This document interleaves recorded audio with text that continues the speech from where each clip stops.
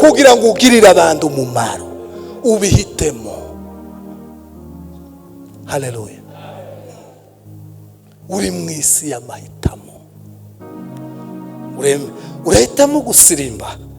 Haleluya. Tika ngula banda. Urahitamo kugirira abantu neza, urahitamo hanagura n'amarira y'abanyamibabaro. Uhanagura amarira n'amahitamo yawe. Rengera abapfakazi kandi ubyutsa abaguye, uhumure n'impumyi, ibisebo bivure. Eso ntabwo Imana igufata ukuboko, ahubwo ni isomo iguha kugira ngo ubihitemo kuko uzabisarura. Reka dusome ijambo ry'Imana.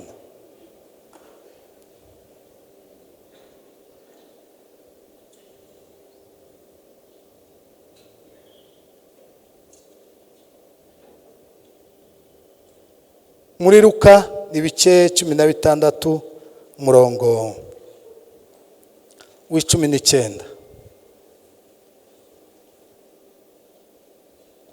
Luka 16 umurongo w'19. Ntabwo ndi butinde, ndafata umwanya muto, masaha. Hariho umuhanuzi, hariho umutunzi wambaraga imyenda y'imihengeri n'ibitare byiza iminsi yose agahora adamaraye. Kandi hariho umukene witwa Lazaro wahoraga aryamye ku muryango w'uwo mukire, umubiri we wuzuye ibisebe, imbwa nazo zikariga zarazaga zikamurigata mu bisebe, kandi yifuzaga guhazwa n'ubuvungukira vuva ku meza y'umutunzi. Bukeye mukene arapfa, abamarayika bamujana mu gituza cya Aburahamu, n'umutunzi nawe arapfa, arahambwa. Yubuye amaso areba Aburahamu ari kure na Lazaro ari mu gituza cye. Arataka ati sogokuru, Aburahamu sogokuru, mbabarira, wohereze Lazaro akoze isonga ry'urutoki rwe mu rutuzi antonyangirize ku rurimi, kuko mbabazwa n'uyu muriro. Amen.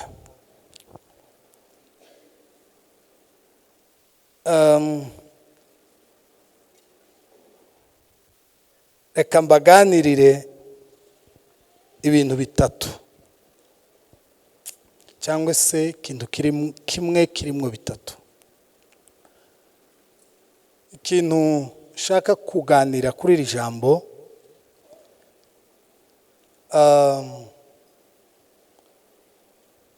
ni ikintu cyitwa, sinzi ko nacita, navuga ko ari amahitamo, guhitamo. Ubushize mu cyumweru cyashize ng'ibyumweru ndatekereza ko ari bitatu nakibwirije muri serivisi ya mbere. Reka nkivuge mu magambo avunaguye. Amahitamo y'umuntu. Umuntu ari mu buryo butatu abaho. Ntangira gusobanura murabyumva. Umuntu aba mu buryo butatu. Uburyo bwa mbere umuntu yabayemo ni uburyo igihe Imana yamutekereje. Imana yatekereje umuntu ataraza kuri uyu mugabane. Cyo gihe yari mu bitekerezo by'Imana. Umuntu ntiwabayeho ubu nyine, uburiho, ubugenda ugakora activite, ugatekereza, ukagira gute. Oya, sibwo bwa mbere. Faze ya mbere umuntu yabayeho mu bitekerezo by'Imana, niho yabanje. Kuko handitswe ngo tureme umuntu agira ishusho yacu. Mbere y'uko n'umuntu no mu buzima busanzwe, umuntu wubatse iyi nzu mbere y'uko ayubaka yabanje kuyubaka mu bitekerezo, arayubaka arayishushanya, yamashushanya ukumuye mubona ibintu byose bimeze. Byabanje kuba mu bitekerezo, mu mitekerereze niho byabanje. Abikura mu bitekerezo abishira ku rupapuro, abikura ku rupapuro ahamagara abafundi, arababwira ngo nimushire ibuye aha, nimushire idafari aha, nimushire inkinga aha, iyi ni idari, iriya ni etaje, uku bintu mwe mubona twicaye. Byabanje, ntibyabayeho gutya gusa, byabanje kuba mu bitekerezo. Mbere y'uko umuntu ubaho, utembera, ukora ibintu byose uzi ukora, ntabwo ari aho bitangiriye, byabanje kuba mu bitekerezo by'Imana. Icyo nicyo gihe cya mbere, kandi icyo gihe ntabwo wabihisemo ngo ubeho mu bitekerezo by'Imana.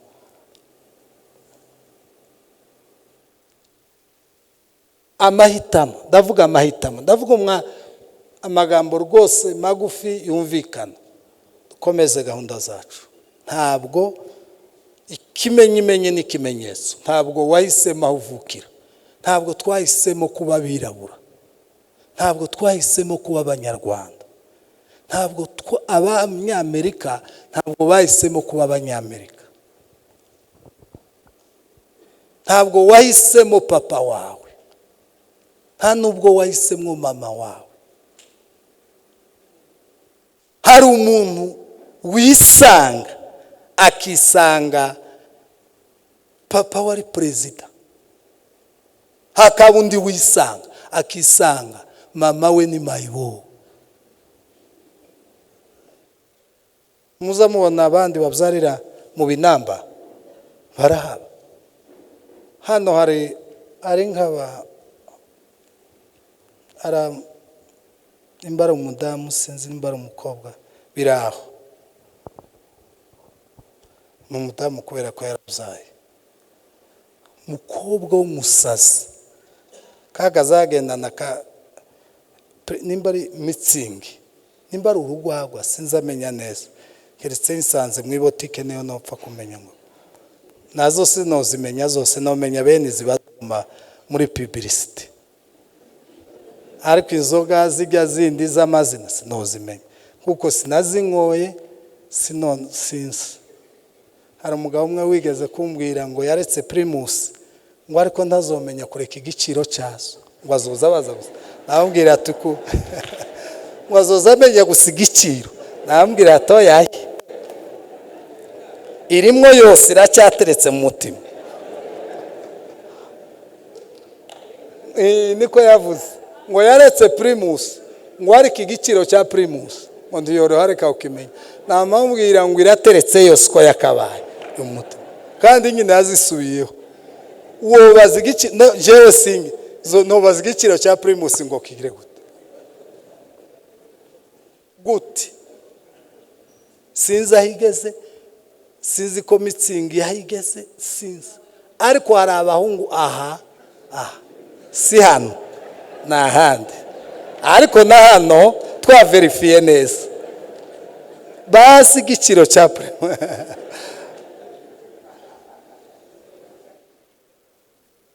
Uwo muntu n'umudamu yagazanyura hafite iryo cupa n'umusazi, ngo buce ahura nyine n'abagabo nabo bameze nkawe bamutera inda. Umwana uriya mwana waje ntiyigeze ahitamo ngo mama araba kaba ubusinki mubona nimba baramutwaye, yagazaguma kuzerera hano Kimironko agashika i Remera akagaruka, ntiyagazagera mu mujyi naha gusa guma kazerera hano. Sinzi ko byagenze nyine ahuye nabo bagabo bameze nkawe bamutera inda, arabyara umwana ntabwo yigeze ahitamo ngo ndaba mama wanje arabuye. Hari igihe cy'amahitamo, bo kubwira ubu nyine ngo hitamo, umuntu azoza ahitiramo ahavukira. Buri muntu ukera yamushushanyije, urabona avukira kwanda mu yihe presidence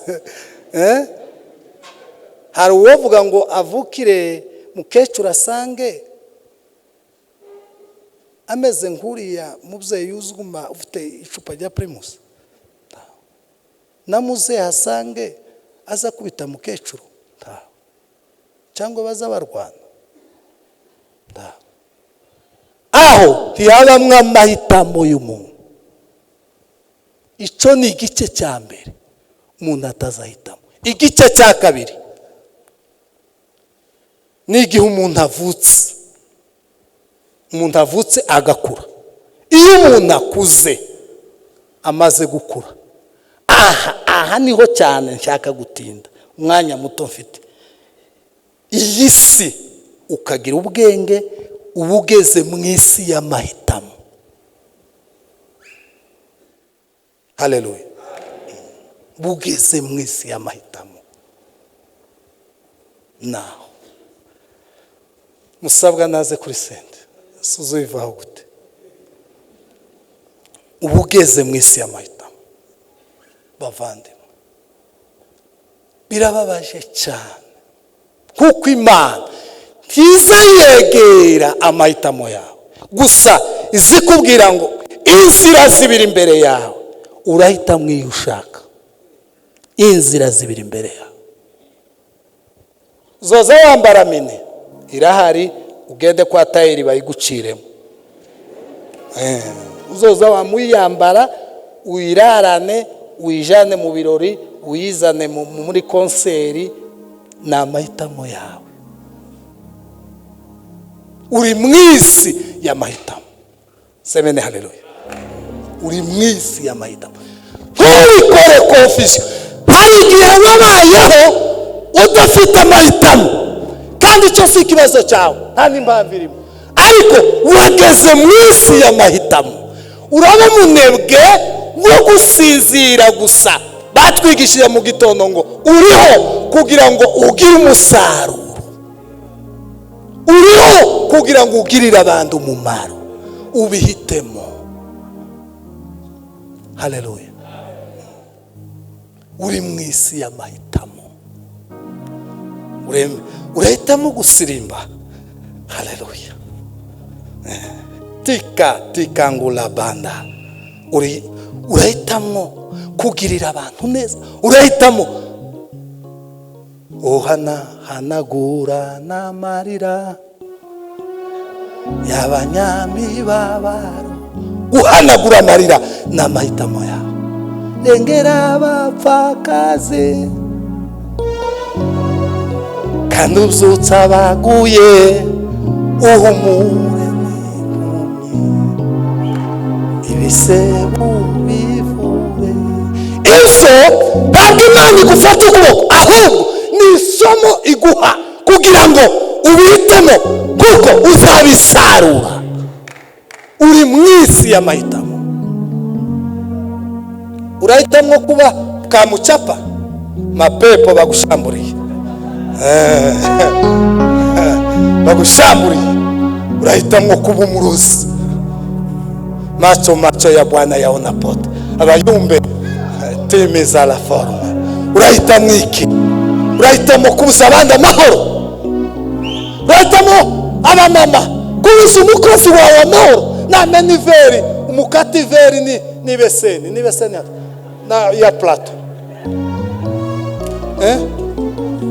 ibase ya sahani garamye niye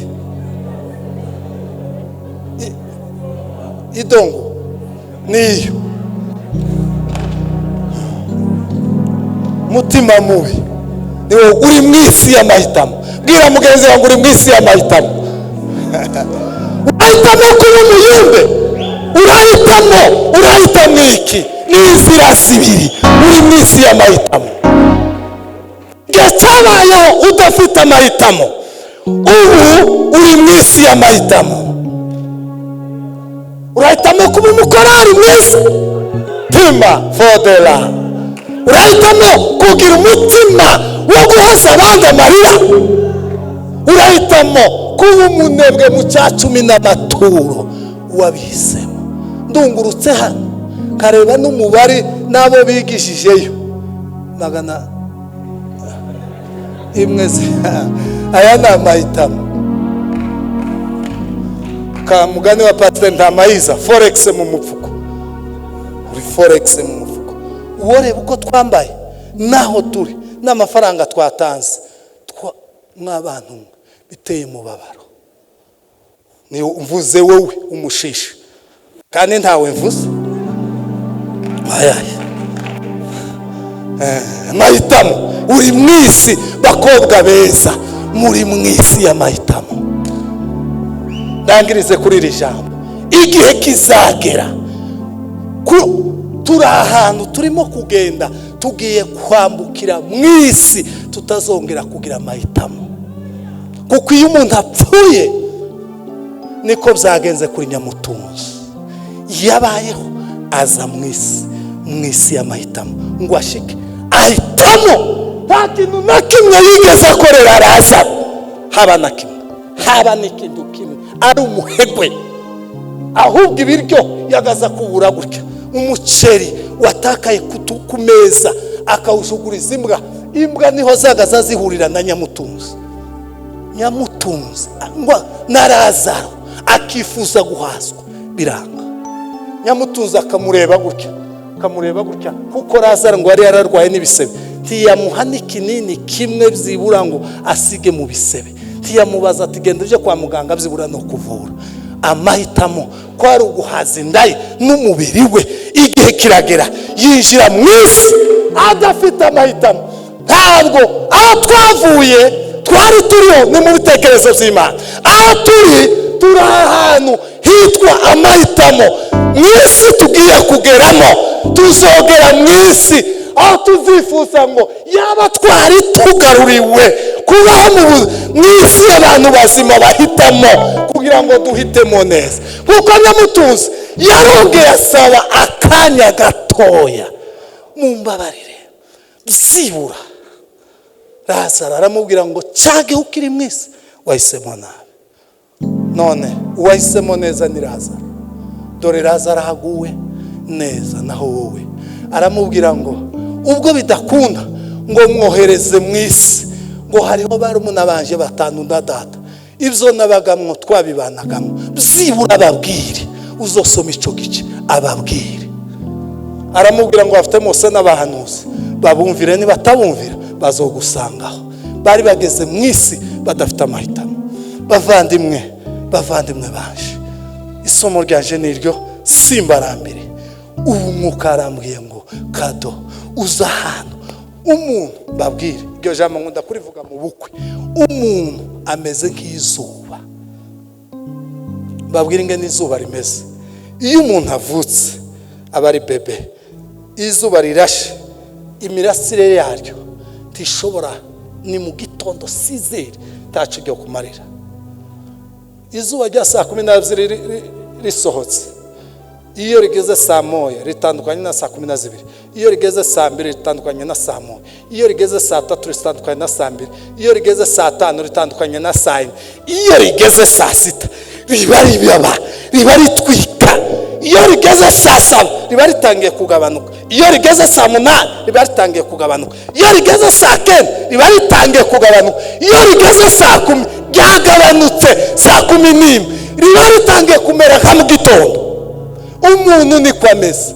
Hari abantu saa 6 n'imyaka 30 n'ingahe cyagihe umuntu abahagaze, cyagihe uza wiruko nk'aba basore twariko tuvuga bacu. Ari saa 6 bagisira imbere wamubuza ndiyumva ari saa 6.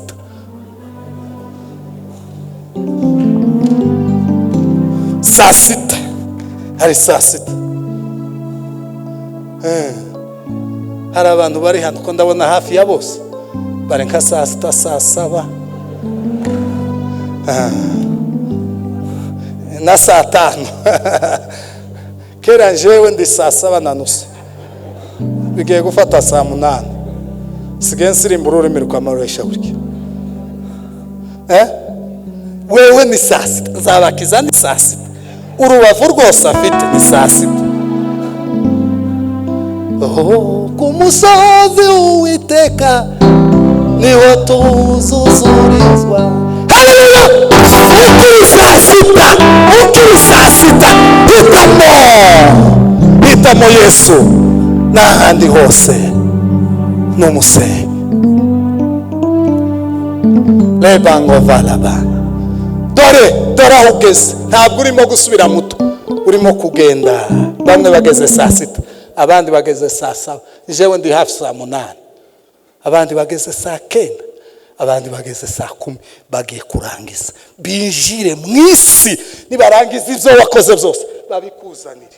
Ubunebwe bwose, kwambara ubusa kose, kugirira nabi abantu kose, kugira neza kose, amateraniro yose, amaturo yose, byose bizaza imbere. Nibarangiza bakubwira ngo dore usabe ngo yaba mwari mushubije mu gitondo ngo nze mu isi y'amahitamo.